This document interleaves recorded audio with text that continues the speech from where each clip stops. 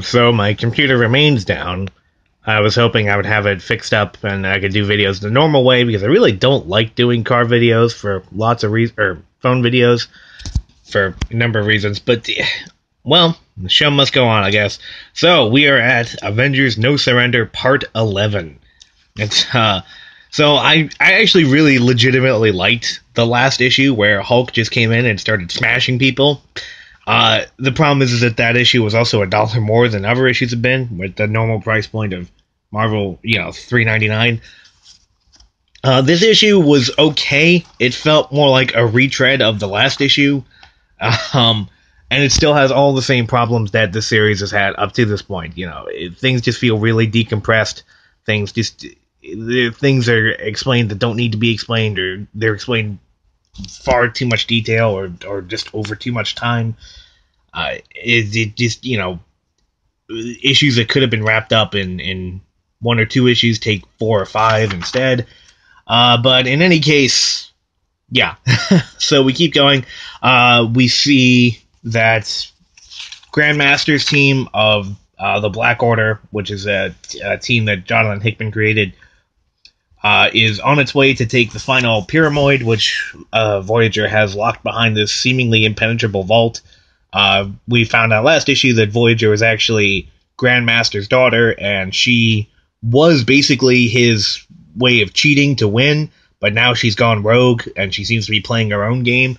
So then we pick up with Hulk versus the Red Hulk with the Iron Patriot suit. As I predicted at the end of the last issue, it doesn't go well for Red Hulk. The original Red Hulk, which was Jeff Loeb and Ed McGuinness, who was actually Thunderbolt Ross, who had done some kind of weird gamma experiment on himself, he actually could take the Hulk. But this new guy is like an old dude who's on the verge of having a heart attack, and it doesn't go well for him. And Hulk doesn't even finish it by punching him really hard. He does this thing where he seemingly absorbs his gamma energy, which, is that a new power? I don't know, I never heard that before. So, yeah, this asshole right here, this is like the one good punch he gets on Hulk, and Hulk doesn't seem to think much of it. And, so, Tony Ho sends out this, desperate message to anybody listening. It's like, the Hulk is killing everybody, somebody stop him. And Wanda Maximoff, Scarlet Witch, hears it, which, weekly reminder that I still hate this costume, although Paco Medina does manage to make it look better than most artists do. It almost looks like a real superhero costume, and not just tight pants and a halter top with a cape around it. Almost. So she remembers that they had managed to unfreeze people before, and she figures out a way to make it permanent, so she freezes Dr. Voodoo to bring the Vision out of stasis. Vision, who's like a real Avenger, unlike a lot of these people here. Vision is able to actually conceivably stop the Hulk, the way that he can turn himself as dense as almost anything else, the way that he can phase in and out, the way that he has his mental powers. This is somebody who could actually conceivably take the Hulk, other than all of the modern-day SJW Marvel Avengers that just get their asses kicked. Apparently, Aiku, I'm not really sure how to say that name, but apparently it's a Scandinavian name, so this is what Enigma looks like underneath her suit. I don't know if this is the first time I've ever seen her without it or not. I don't know anything about this character, but it actually kind of becomes sort of important. Apparently her suit is supposedly created by the Earth itself or something. I don't know. She says it's dead, though, so I don't know how much more it could possibly matter.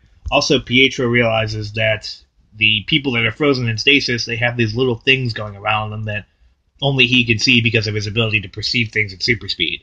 So, and then he passes out as he's saying it, so he can't pass on the knowledge to anyone. So, go figure. So yeah, we get this pretty cool fight between the Vision and Hulk. I don't know if these two have ever fought each other before, but the mistake that people always make is that they assume that Hulk is just dumb and mindless. And as we see time and time again, Hulk may not be the brightest bulb in the tree. He may not be the sharpest knife in the drawer, but he does have this sort of animal cunning to him that always puts people that think they're smarter than him at a loss, because you can outsmart him for a little bit, but eventually he will find his way to just punch his problems away. And if you're that problem, you're going to get punched. So Vision is, very cleverly shifting his density from being completely intangible to being hard as a diamond, to using his eye beams to, doing everything that he can. And then he's going to do that phasing trick where he phases into his brain. And then apparently, they don't really explain this very well, but apparently just as Vision starts to turn solid from this, Hulk just smashes him in the face. And it goes down. And Dr. Voodoo actually comes out of stasis, suggesting that Vision is, dead. And, but this is something that we see time and again. The only thing you can do against the Hulk is run.